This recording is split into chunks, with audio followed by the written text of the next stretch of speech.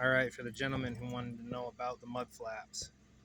These are mud flaps off an 18-wheeler.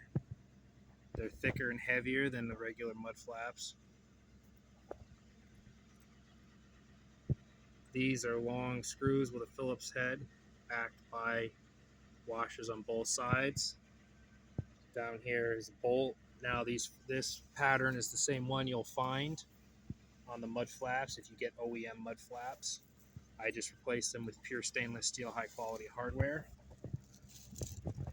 Underneath, don't mind the paint, but everything's been bolted through high quality stainless. Same thing with the bracketry. It's all hand fabricated. Now you see the rubber here. The rubber is out of a blown out semis tire. It's acting as not only a vibration dampener, but it's also hopefully helping to prevent any sort of electrolysis. And I have it backed up inside and braced so that this tire hardly flaps at all when I'm driving down the road. You'll notice right here on the edge,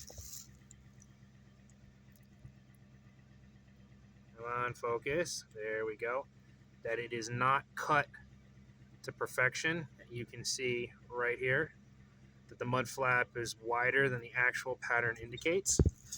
Now you'll notice the bottom of this mud flap comes down and curves to the proper bottom. If we get up and go to the front,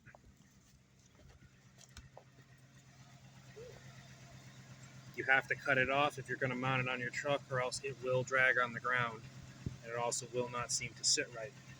Now the only thing is underneath your truck, you need to keep that little plastic fairing that's underneath the truck. And here is another custom bracketry that you have to make to stiffen the mud flap, because the last thing you want these mud flaps to do is to curl up under your tires and rub out like most semi trucks do. Now, the thing I will warn about is right here. There's a factory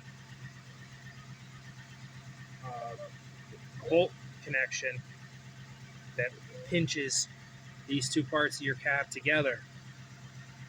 Unfortunately, when you go to pry them apart, you will start chipping your paint in order to get rid of them. It's the only way to be able to mount this stainless hardware through. Once again, as you see, it's rubber, washer, right? Then it went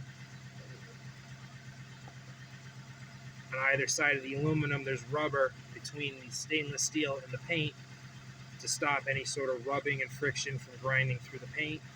And then same thing on the back side to prevent any sort of electrolysis as best as possible. Same thing on the mud flap. I'm trying to avoid any sort of electrolysis happening. I'm debating whether or not to ground to the frame or not. I still haven't done so. I may not think I'm going to do that.